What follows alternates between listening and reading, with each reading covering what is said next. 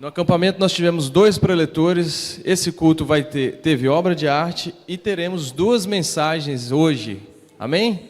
Vamos acabar por volta de meia-noite hoje, tá bom, irmãos? O Ed vai dar um testemunho muito bacana aqui antes do pastor Jaziel. Boa noite, meus irmãos e irmãs, graça e paz.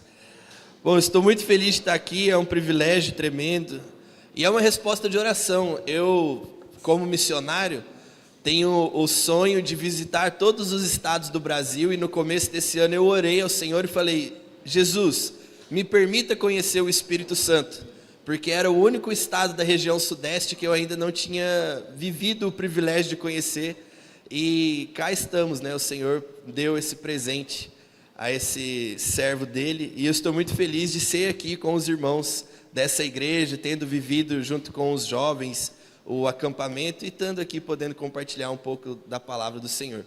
Meus irmãos, eu queria ler um versículo que é extremamente conhecido, é o versículo 1 do Salmo 23, e ele vai ser o norte do testemunho que eu quero compartilhar com os irmãos. Ele é muito conhecido, então acredito que quase todo mundo vai saber de cor, né? E diz assim: o Senhor é o meu pastor e nada me faltará. Esse normalmente é um dos salmos que nós vemos em comércios, quando se coloca quadros com textos bíblicos, né? Alguns salmos aparecem nessas situações, ou às vezes algumas pessoas deixam a Bíblia aberta ali como um amuleto em cima de alguma estante, e esse é um dos salmos onde as pessoas deixam ali essa exposição bíblica, crendo que o Senhor é o nosso pastor e nada nos faltará. E isso é ótimo, é uma ótima mensagem, é um texto ótimo para colocarmos no nosso coração. Mas eu queria convidar você, meu irmão, minha irmã, a refletir sobre uma coisa. Se o Senhor é o nosso pastor e nada vai nos faltar, para não faltar consolo, também não vai faltar lágrima. Para não faltar superação, também não vai faltar desafio. Para não faltar vitória, também não vai faltar luta. Acontece que o Senhor é o nosso pastor e nada vai nos faltar. Mas a mesma Bíblia que nos traz esse texto, traz em Mateus 5, as bem-aventuranças, e diz que bem-aventurados os que choram, porque serão consolados. E refletir sobre isso, hoje, no fim de setembro, é muito importante, assim, é muito impactante para mim, porque há 10 anos atrás, minha família e eu estávamos numa situação muito complicada, porque eu estava adoecido, eu estava lutando contra a depressão, e toda a minha família se mobilizando para me ajudar a superar essa enfermidade, a buscar no Senhor graça para superar essa enfermidade. E em setembro nós temos o mês de cuidado com a saúde emocional, o mês da prevenção ao suicídio e também da valorização da vida. E ao longo da minha jornada ministerial, nos meses de setembro, é muito comum que algumas escolas me convidem para falar com os alunos sobre valorização da vida e prevenção ao suicídio. E para mim hoje é um privilégio tremendo, porque eu posso chegar lá e compartilhar com eles a minha história, e é impossível eu contar a minha história sem falar de Jesus. E é um privilégio tremendo compartilhar isso em um ambiente onde o evangelho não pode ser pregado.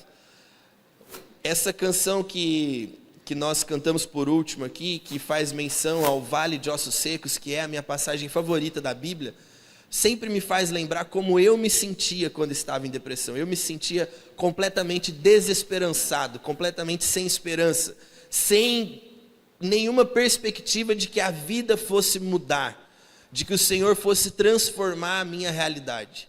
Mas ainda bem, né, meus irmãos, que o Senhor é fiel a Ele mesmo e não a nós. Então Ele não depende de nós para cumprir os propósitos dEle. E em muitos momentos eu pensava: por que Deus está fazendo isso com o meu pai? Ele me deixar adoecer, tudo bem, mas a minha doença fere o meu pai, machuca o meu pai, entristece a minha mãe. E o meu pai sempre foi um servo tão fiel do Senhor. Meu pai, ele é pastor, e quando eu nasci ele já estava no seminário, ele já era evangelista. E eu vivi a minha vida toda com o meu pai no ministério, e ele sempre foi um homem íntegro, reto, temente a Deus, devoto ao Senhor. Se esforçava para zelar por tudo que ele pudesse, para manter ali a sua vida em santidade. E eu questionava, e eu ficava: Senhor, por que o Senhor está fazendo isso com o meu pai? É injusto o Senhor fazer isso com o meu pai. E lá no JV, no acampamento Jovens da Verdade, na missão Jovens da Verdade, há também uma faculdade de teologia, onde eu tive o privilégio de me formar. E eu lembro que na minha primeira aula, no primeiro dia, no que nós chamamos de aula inaugural, o professor que hoje é diretor da FLAM, o Fábio Ito, ele fez uma aplicação, entregou para nós uma mensagem que eu jamais vou esquecer. E nesse dia eu me lembrei do que eu passava com a minha família. Porque ele falou assim: às vezes nós achamos que é injusto o que Deus faz com nós, o que Deus faz conosco. Mas pensa comigo, qual a justiça de Deus? Como entender a justiça de um Deus que é contra o assassinato e deixa o próprio filho ser assassinado para que outras pessoas não precisassem morrer? Qual a coerência disso? Como podemos explicar? Como podemos entender? Como podemos falar de injustiça ou justiça? O que nós podemos saber é que Deus tem um plano e Ele é perfeito. Não cabe a nós explicar, cabe a nós crer. Eu jamais vou me esquecer dessa fala do Fábio Ito, assim espero eu. Porque foi muito impactante para mim, porque eu lembrei que no tempo em que eu passei lutando contra a depressão, Deus estava construindo em mim um testemunho vivo, que um dia iria entrar nas escolas e poder falar dele. Em algumas escolas nós não podemos pregar o evangelho de um modo direto, mas eu chego lá, conto a minha história e falo que um amigo do meu pai começou a me aconselhar, que eu comecei a ler um livro que um amigo do meu pai escreveu, e que nesse livro ele ensina sobre saúde emocional, ensina sobre a vida, sobre valorização da vida, e eu começo a mencionar trechos bíblicos, e começo a mencionar as minhas orações, as minhas conversas com Jesus, como se fosse uma conversa minha com um amigo do meu pai, que depois se tornou um amigo pessoal meu, e transformou a minha vida através dos seus conselhos. E no final eu falo para os jovens: olha, se você se interessou e quer conhecer mais sobre a história desse meu amigo, é só você pesquisar na internet qual o livro mais vendido da história, que é o livro dele. E aí, sem falar de Jesus, a gente sabe que eles, quando consultam qual o livro mais vendido da história, encontram como resposta a Bíblia Sagrada. E Deus só me deu esse privilégio porque um dia não me faltou luta. O Senhor é o nosso pastor. E nós podemos ter testemunhos de vitória, quando também nós temos testemunhos de luta. E eu quis compartilhar isso, atendendo a um pedido do Jaziel, um convite do Jaziel de compartilhar com a igreja um testemunho, para que caso você, meu irmão ou minha irmã, esteja passando por um momento difícil, um momento de luto, um momento de desafio, às vezes na sua vida financeira, às vezes com a sua família, ou às vezes na sua vida pessoal, algum sentimento seu, ou se você está lutando contra um pecado, ou então tentando aceitar o perdão de Deus por algum pecado, se você está lutando contra algum trauma, se não tem te faltado luta, lembre-se sempre, Deus tem um plano e nos resta crer, porque o Senhor é o nosso pastor e nada nos faltará. Creia nisso, meu irmão, creia nisso, minha irmã. Vamos fazer mais uma oração? Eu já queria convidar aqui o nosso querido Jaza para assumir a pregação, e a gente já ora por ele também. Senhor Deus, muito obrigado, Pai, pelo privilégio de proclamar a Tua palavra, pelo privilégio de viver com o Senhor. Muito obrigado, Jesus, porque o Senhor cuida de nós, o Senhor não nos deixa faltar nada. Mas não conforme o nosso entendimento, o Senhor não nos deixa faltar nada conforme o Teu plano que é perfeito. Nos ajude a crer no Teu poder, Pai. Crer que o Senhor fará as coisas como elas devem ser. E eu te peço, Senhor Jesus, que o Senhor abra o nosso coração, abra a nossa mente para ouvir a Tua palavra, que vai ser ministrada pelo Teu Filho, Jaziel. Que através das palavras que vão sair da boca dele, a Tua verdade encontre o nosso coração e que o nosso coração seja uma terra fértil para o plantio, para a semeadura, para a Tua palavra que vai cair no nosso coração nessa noite, Senhor Deus.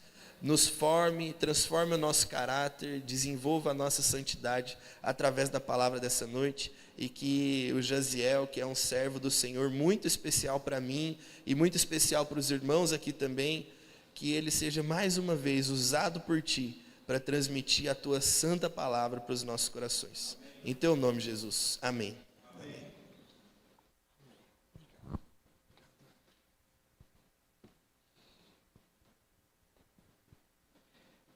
Parabéns, igreja, vocês obedecem a palavra de Deus. Quando diz para nós que quando a gente chegar no templo, não procurar os primeiros lugares. Interessante como vocês levam a palavra de Deus a sério, ao pé da letra. Só que tem a hermenêutica que nos ajuda a interpretar as Escrituras. Então, vocês devem obedecer à palavra de Deus literalmente. Nesse caso, você tem permissão de Deus para desobedecer à palavra dele e podem sentar aqui na frente sem problema nenhum e deixar os últimos lugares para os visitantes. Eu estou me sentindo muito distante de vocês, então eu vou, já que vocês não vêm para os primeiros lugares, eu vou mais para frente aqui. Tá bom? Bom, boa noite. Graça e paz. Meu nome é Jaziel, mas pode me chamar de Jaziel. Se chamar de pastor, eu chamo de ovelha, cabrito. O Tiago é um cabritinho.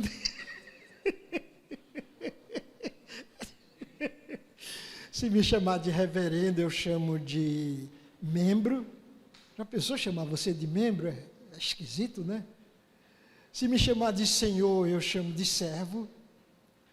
Se me chamar de bispo, eu chamo de peão. Bispo, peão, torre, rainha, entendeu? E se me chamar de apóstolo, agora tem apóstolo, né? Eu chamo de apostila. E tem mais que apóstolo, não sei se vocês estão sabendo. Eu fui em Manaus e eu conheci um patriarca, é acima do apóstolo. Já pensou? Eu fiquei curioso, caramba, deixa pra lá. E sou não um bisavô, nem bissexual, eu sou bimissionário, porque eu trabalho com a missão Jovens da Verdade e com a missão CEPAL. Sou pastor presbiteriano, aposentado e jubilado. Então, vocês imaginam, né? Eu trabalho com a missão Jovens da Verdade já há 56 anos. A gente começou a missão quando éramos jovens, eu, minha esposa e alguns jovens, né? Sou casado com uma goiana chamada Ivone. Nós somos casados já há 52 anos. Nós temos 3 filhos, na verdade 6, porque as noras e o genro a gente considera filho, a gente não considera genro nem nora para não dar problema de rejeição. Porque tanto na família dela, que são 9 irmãos, como na minha família, houve muita rejeição dos genros e das noras. E a gente falou, vamos quebrar essa maldição hereditária e vamos considerar nossas noras e genros filhos.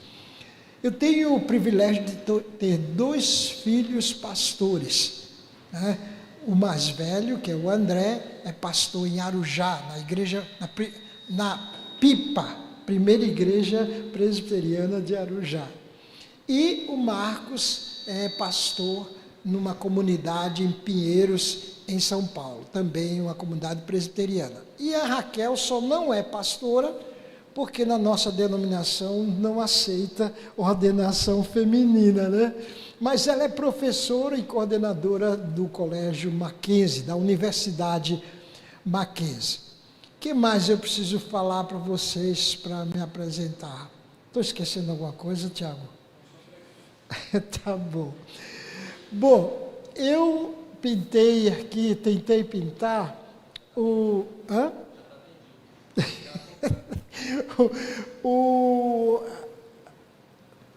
maior acontecimento, eu acho, que dentro do cristianismo.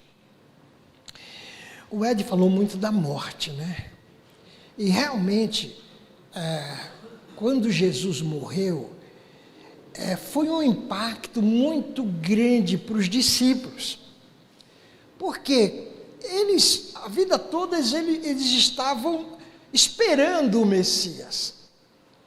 E então, quando eles acharam, nossa, eles tinham esperança que o Messias fosse restaurar Israel, libertá-lo da opressão romana. Naquela época eles estavam sob a opressão romana, eles já tiveram sob a opressão egípcia, de outros povos também. Então, na história de Israel, havia muita opressão, chegaram a ser escravos. E naquela época eles sofriam muito por causa da violência romana. E quando eles acharam Jesus e que eles acreditaram que ele seria o Messias, nossa, eles estavam muito felizes. Só que Jesus teve muita dificuldade de explicar para eles que a expectativa deles de Messias não era a mesma de Jesus, nem a que Deus, o Pai, tinha enviado. Então, Jesus tinha falado para ele: olha, eu vou sofrer, eu vou morrer, mas eu vou ressuscitar. Eles não acreditaram que Jesus ia morrer e muito menos que ele iria ressuscitar. Então, a gente nem imagina como foi o impacto daqueles discípulos, depois de 3 anos ali com Jesus, ver os milagres, ouvirem os ensinamentos, as curas. De repente, Jesus estava morto nas mãos dos romanos, crucificado e sepultado. E eu queria ler um momento específico da ressurreição, que está no Evangelho de João, não no capítulo 19 como está ali, mas no capítulo 20. Eu vou ler rapidamente aqui para a gente então compartilhar com os irmãos alguma coisa especial nesta noite. No primeiro dia da semana, de madrugada, quando ainda estava escuro, Maria Madalena foi ao túmulo e viu que a pedra da entrada tinha sido removida. Então, correu e foi até onde estava Simão Pedro e o outro discípulo. Esse outro discípulo é João, porque ele está escrevendo isso, então ele não põe o nome dele. O outro discípulo a quem Jesus amava, e disse-lhes: tiraram o Senhor do túmulo e não sabemos onde o colocaram. Ela também não acreditou que Jesus estava ressurreto. Ela pensou que tinham levado o corpo de Jesus. Então ela disse para eles: tiraram o Senhor do túmulo e não sabemos onde o colocaram. Com isso, Pedro e o outro discípulo saíram e foram até o túmulo. Ambos corriam juntos. Olha os detalhes que João põe na narrativa. Mas o outro discípulo correu mais depressa. O outro discípulo é João, que era mais novo do que Pedro. E chegou primeiro ao túmulo. E baixando-se viu os lençóis de linho, mas não entrou. Porque o judeu não podia entrar no túmulo se ele se contaminava, e ele tinha que então passar dias se purificando se ele tocasse no morto, se ele entrasse no túmulo. Então João não entrou. Mas não entrou. Simão Pedro, seguindo, chegou e entrou no túmulo. Porque a gente sabe que Simão era precipitado, né? Simão, ele chegou e entrou no túmulo. Ele também viu os lençóis e o lenço que tinha estado sobre a cabeça de Jesus e que não estava com os lençóis, mas enrolado num lugar à parte. Então, olha esse então aí, Esse então aí em português quer dizer, olha, agora vem a mensagem. O outro discípulo que havia chegado primeiro ao túmulo também entrou. Ele viu e creu, pois ainda não tinha compreendido a Escritura, que era necessário que ele ressuscitasse dentre os mortos. E os discípulos voltaram outra vez para casa. Queridos, é claro que a gente dá ênfase à cruz de Cristo. Eu pinto muito a cruz, o Calvário, o eu crucificado, mas a gente precisa saber que a cruz, ele estava no Calvário, que era um monte, Gólgota, né? Que significa caveira. E é interessante que os evangelhos dizem que perto dali havia um jardim e um túmulo novo, que era o túmulo de José de Arimateia. Todos nós já estudamos isso, já sabemos disso. Então, na verdade, a morte e a ressurreição de Jesus se dá mais ou menos no mesmo lugar, no mesmo monte. É muito interessante isso.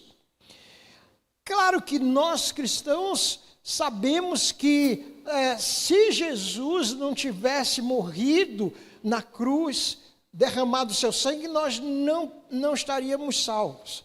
Mas também, se ele não tivesse ressuscitado, em vão seria a nossa fé na sua morte. Olha que coisa interessante. Então, eu sempre, no trabalho de evangelização na praça, a gente sempre deu ênfase à morte de Jesus. Ele morreu por nós. E quando estudamos Romanos, nós entendemos isso. Que quando Jesus morreu, ele não só morreu por nós, mas nós morremos com ele. Isso é que é interessante. E quando ele foi sepultado, nós fomos sepultados com ele. E quando ele ressuscitou, nós ressuscitamos com ele. Isso está lá escrito claro em Romanos. Mas a semelhança dos discípulos, às vezes nós ou esquecemos ou não entendemos o que está escrito. No caso dos discípulos, era Jesus falando. No nosso caso, é lendo. Nós lemos muitas vezes as Escrituras e não entendemos, não compreendemos. Ou sei lá, é como a semente que é jogada, não é, à beira do caminho, que logo vem um passarinho e leva, ou então no terreno de espinhos ou de pedra, que começa a brotar, mas logo se dissipa. É muito importante a gente saber disso. Então, Deus inspirou os escritores para te dar detalhes para nós. Porque assim como foi difícil para eles entenderem que Jesus precisava morrer, se ele não morresse, nós não teríamos alcance da nossa salvação, da nossa libertação.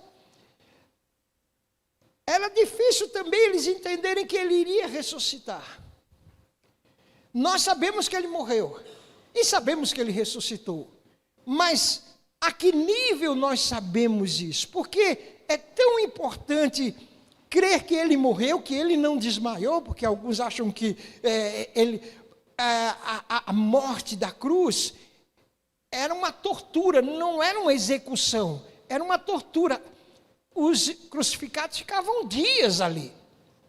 E Jesus foi para a cruz 9 horas da manhã, mais ou menos, e antes das 6 horas, porque começava o sábado às 6 horas, eu acho que vocês sabem disso, não é meia-noite, começa às 6 horas, por exemplo, hoje agora deve ser 7h20, então para o judeu já é segunda-feira, entendeu? Porque começa das 6 às 6. Nosso dia de meia-noite à meia-noite. Então Jesus morreu antes, com algumas horas, talvez 3, 4 horas da tarde. Lembram quando foram quebrar as pernas dos 3, por causa do sábado, para tirar o corpo, e quebraram de um malfeitor e do outro, quando foram quebrar os joelhos, na verdade os joelhos de Jesus, ele já estava morto. E Jesus era um homem de dores, era um homem que era muito forte, tinha muita saúde. Um homem que jejua 40 dias é um homem que tem muita saúde. Uma vez nós fizemos um propósito no seminário de jejuar 3 dias. 3 ou 4 dias. E eu comecei no segundo dia, eu falei, Ivone, me dá comida, senão eu vou morrer. A gente não tem costume disso, precisa ter saúde para jejuar, entende? Então, Jesus tinha essa força, mas ele morreu. E a razão é que não foi a morte física, né, que executou Jesus, foi a morte espiritual.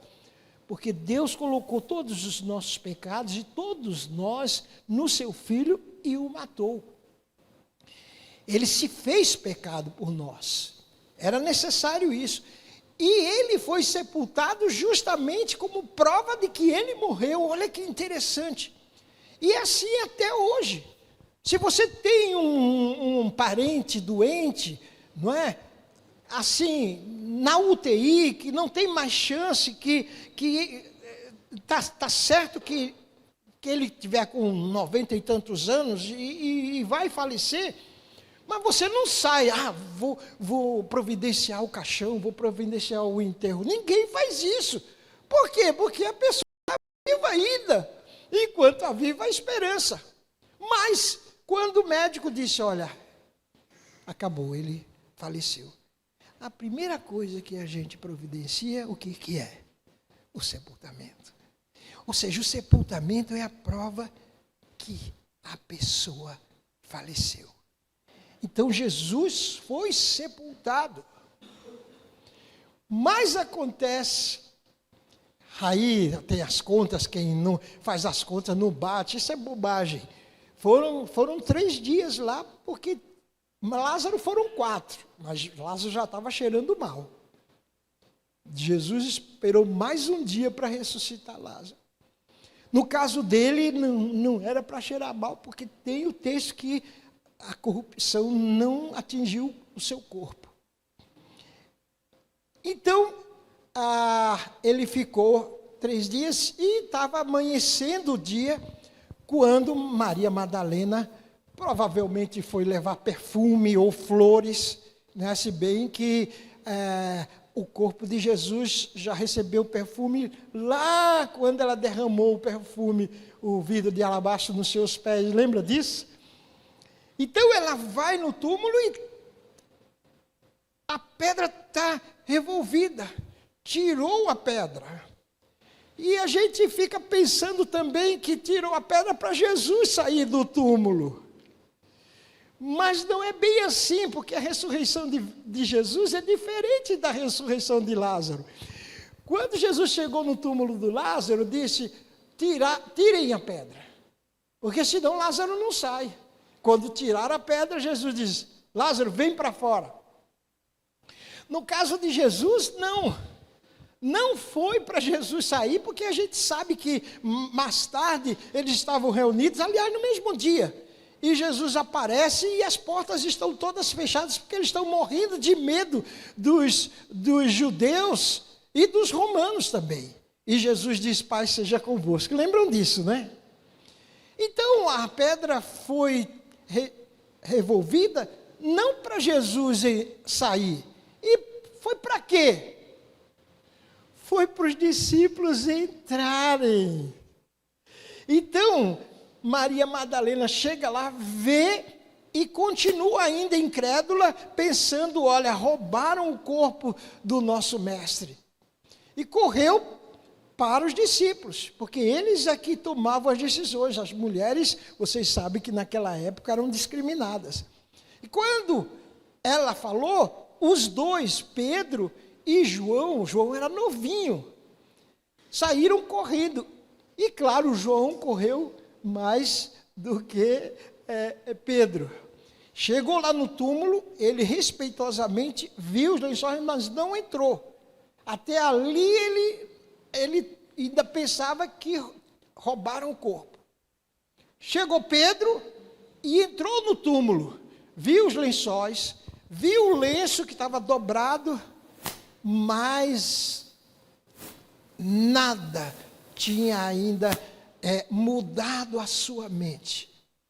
João, que é um discípulo especial, entrou, e ele diz aqui, João viu e creu.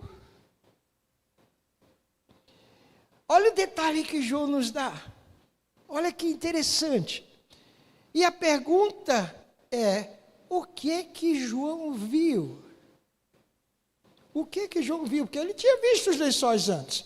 Pedro também viu os lençóis. Provavelmente tinha uma pedra e Jesus estava ali deitado na pedra. O que João viu que de repente ele falou, não roubaram o corpo dele. Ele ressuscitou. E interessante que ele não falou nada para Pedro, ele guardou para ele, até voltar. O que João viu foi o jeito que os lençóis estavam. Quando eu fui num parque lá nos Estados Unidos, chamado Holy Land, Terra Santa, eles construíram também o túmulo. É um momento muito emocionante. Em cima tem o Calvário, embaixo tem o túmulo, desse jeito mais ou menos. E eu tive a oportunidade de entrar. Entrei lá, estava escrito lá, ele não está aqui, ele ressuscitou. Mas tinha os lençóis lá, na pedra. E aí eu lembrei dessa passagem. Falei, está errado isso aqui. Esse túmulo é de um Jesus morto que roubaram o corpo dele. Porque o que João viu? Ele viu como estavam os lençóis. Porque os judeus não sepultam as pessoas do jeito que a gente faz.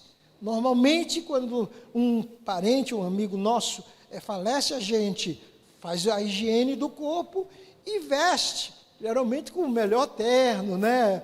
Ou o melhor vestido. A gente põe no caixão e enche de flores. As flores são para tirar a feiura da morte, tirar o mau cheiro da morte.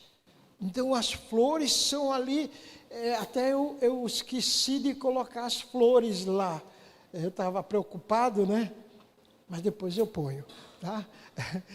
E olha que coisa interessante.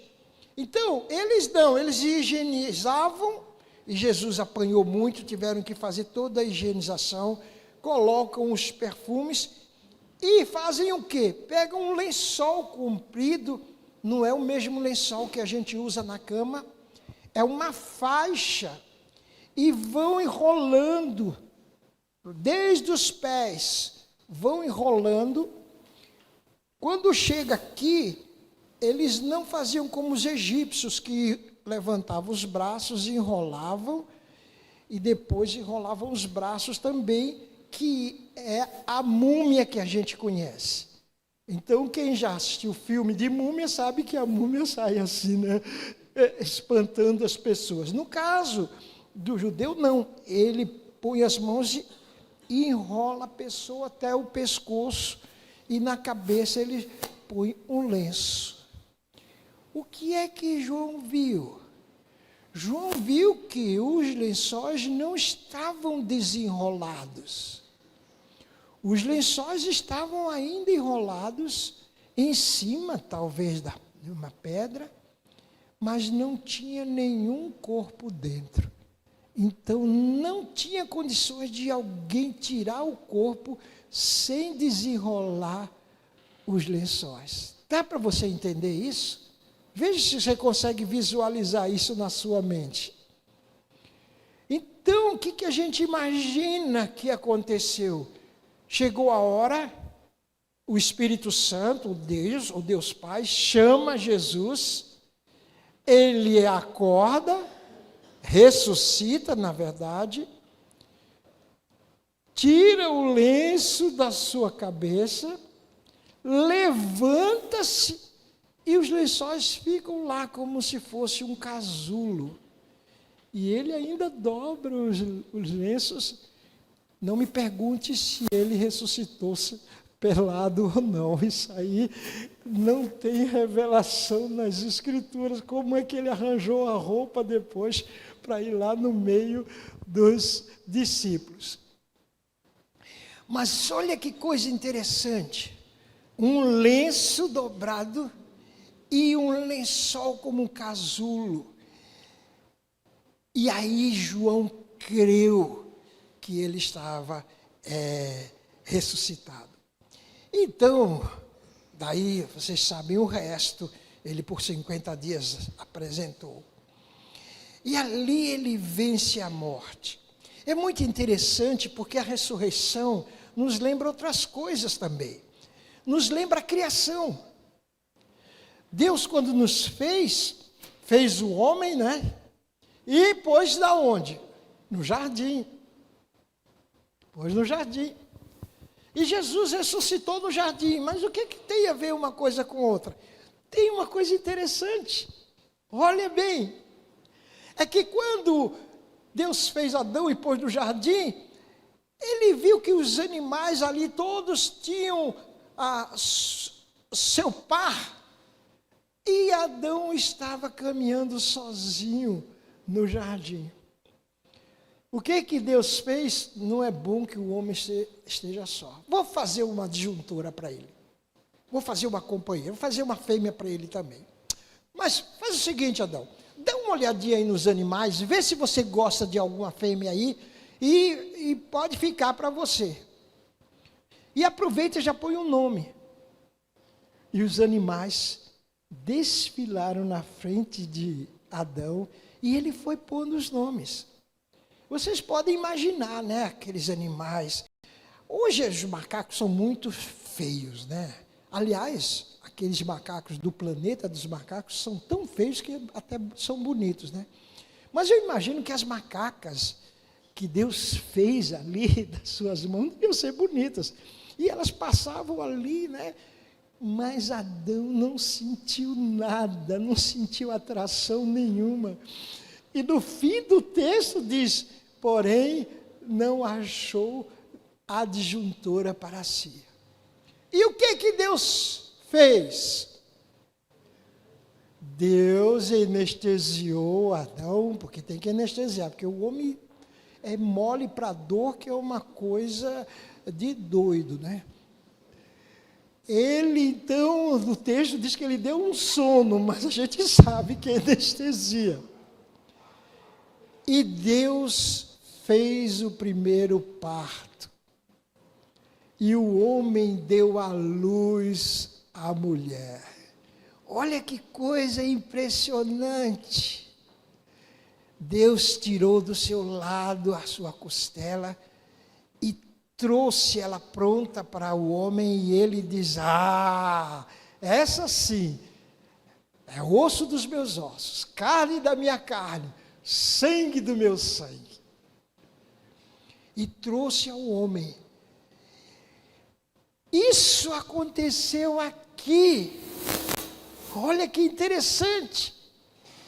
Quando Jesus foi na cruz, foi a morte dele. E nele Deus nos coloca. Assim como a mulher estava dentro de Adão. Aquele sono de Adão é como uma morte. Adão morreu para poder dar à luz à sua esposa. E aqui é a mesma coisa.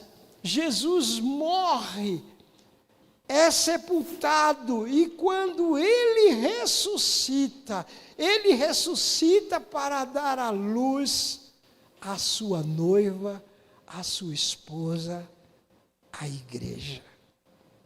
Olha que coisa interessante, como o plano de Deus é completo, e eu só estou falando uma coisinha de nada, tem muito mais. Então, a ressurreição significa muito mais. Nós temos uma pequena revelação do que é a ressurreição. Mas acontece o seguinte: quando a nossa vida cristã é apoiada só na morte, só no Calvário, só na cruz, nós levamos uma vida meia boca, pela metade. E aí, Satanás tem muito mais acesso à nossa vida, porque nós ficamos preocupados só em não pecar, e esquecemos da ressurreição, porque a ressurreição é agora lhe dando autoridade para viver uma vida abundante, uma novidade de vida. Mas Satanás é tão esperto que ele fica convencendo a gente a sermos religiosos e não evangélicos. E o religioso, ele se prende à cruz. Nós temos a igreja que até hoje ele ainda está preso na cruz, morto, derrotado. E a gente critica, mas muitas vezes é assim que nós vivemos. Nós vivemos um Cristo derrotado, e por isso nós vivemos uma vida derrotada também. Uma vida sem compromisso, uma vida sem novidade. A gente se apega à religião que tem que repetir tudo, e nós, religiosos, nós abominamos novidade. E o Espírito Santo é o Espírito da novidade, da coisa nova. E aí a gente perde de experimentar o melhor, as boas novas, as boas notícias, que Jesus venceu a morte para nos dar vida, e vida em abundância. Então, olhe para você mesmo e pergunte: que vida que eu tenho? Que vida nova que eu tenho? Que vida abundante que eu tenho? Você é alguém inteiro? Você é alguém que celebra com a sua família, com seus filhos? A gente teve um acampamento e a gente celebrou pra caramba com os adolescentes lá. Eu, até os meus 17 anos, embora eu nunca abandonasse a igreja, fui presbiteriano, mas a minha vida era uma vida bagunçada. Não que eu vivesse no pecado, nunca fumei, nunca tive uma vida fora do ambiente cristão, mas não tinha alegria, cheio de complexos, cheio de recalques, entende? Revoltado. Entrei na juventude sem o meu pai, então todo o problema que aparecia, eu pensava: é porque eu não tenho pai, é porque eu não tenho pai. Até que um dia eu entendi que eu não era órfão. Eu tinha um pai que era Deus. E quando eu li um livro, que é Vida Cristã Normal, que é um estudo de Romanos, e me ensinou isso, que não só Jesus morreu por mim, mas eu morri com ele. Não só ele foi sepultado por mim, mas eu fui sepultado com ele. E não só ele ressuscitou para a vida, mas eu ressuscitei com ele. Então a minha mente mudou. Eu sei que não mudou totalmente, porque só no novo céu e na nova terra que a gente vai viver esse sol nascente, esse dia maravilhoso. Mas o Evangelho diz: isso pode acontecer agora com você. Você pode experimentar essa nova vida. E queridos, quantas vezes a gente está com os problemas da vida, agora na pandemia, a gente soube até de pastores que se suicidaram. Eu não entendo isso. Eu não entendo. Mas eu sei que a religião engana a gente. E às vezes a gente pensa que está tudo bem, mas só somos religiosos. E a religião é uma imitação do Evangelho. O Evangelho é vida e vida abundante. É um tesouro que a gente carrega. O vaso é de barro, frágil. Mas aqui dentro tem um tesouro. Então eu queria compartilhar isso com vocês. Depois, claro, foi difícil para eles entenderem ainda. E assim como deu uma prova de que ele morreu, sepultando, ele dá uma prova de que ele ressuscitou. Porque quando os discípulos falaram para Tomé, lembram? Tomé disse: não acredito, não acredito. Por que, Tomé, você não acredita? Vocês lembram a resposta dele? Porque eu vi ele morrer na cruz. E na segunda oportunidade, Jesus disse: Tomé, vem. Eu acredito até que Jesus providenciou para Tomé não estar naquela primeira reunião. Na segunda, ele diz: vem, toca aqui na minha mão. Toca aqui no meu lado. E não seja mais incrédulo, mas crente. E lembro da resposta de Tomé? Senhor meu e Deus meu. Essa declaração foi maior do que a de Pedro. Lembra quando Jesus perguntou a eles: e vós, quem dizeis que eu sou? Lembra o que Pedro respondeu? Lembra? Você lembra ou não? Pode falar? Tu és o Filho do Deus vivo. Tu és o Filho do Deus vivo. Mas João disse: meu Senhor e meu Deus. E a resposta de Jesus foi para nós. Lembra o que ele disse para Tomé? Tomé, porque você me viu, porque você tocou em mim, você se tornou um crente, você creu. Tomé, mais bem-aventurado, mais felizes serão aqueles que não viram, mas creram. Sabe de quem Jesus está se referindo? Está se referindo sobre a mim e a você. Nós somos mais bem-aventurados que Tomé. A fé que precisa ver para crer é uma fé infantil. A fé que não precisa ver para crer é uma fé madura. Então, queridos, você não precisa ver. Não precisa ver, você não precisa estar com dinheiro no banco, você não precisa estar com saúde, você não precisa estar cheio de bênção para crer. Infelizmente, a gente só vê testemunho, positivo, assim: olha, eu fui abençoado, eu arranjei um emprego para ganhar mais, e Deus me abençoou, Eu queria ver um irmão vir aqui dar um testemunho. Gente, eu perdi o emprego, que bênção.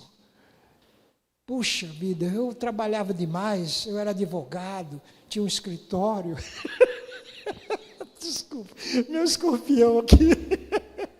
Irmão, não estão entendendo aqui, eu estou falando do Tiago. E eu tinha um filho, trabalhava demais, saía de manhã, meu filho estava dormindo, e chegava eu trabalhava hora extra, que eu precisava ganhar, eu precisava comprar um apartamento que era alugado, e então eu chegava de noite e meu filho estava dormindo.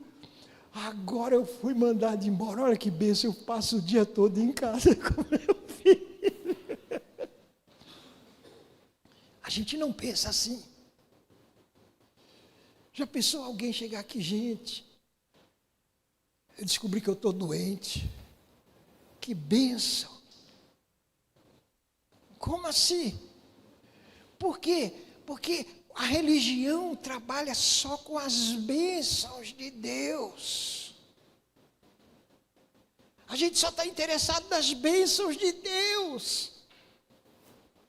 E o Evangelho é um pouquinho diferente. Eu creio no Senhor, estando com dinheiro no bolso ou estando sem dinheiro no bolso. Eu creio no Senhor, se eu estou com saúde ou se eu estou doente. E por isso que a gente vive essa vida cristã meia boca. Dependemos das circunstâncias. Às vezes acontece alguma coisa e você fica, mas Deus, por que o Senhor fez isso? Por que o Senhor fez isso comigo? O Senhor não, parece que o Senhor não me responde. Está como os discípulos. Estão como os discípulos. Medroso.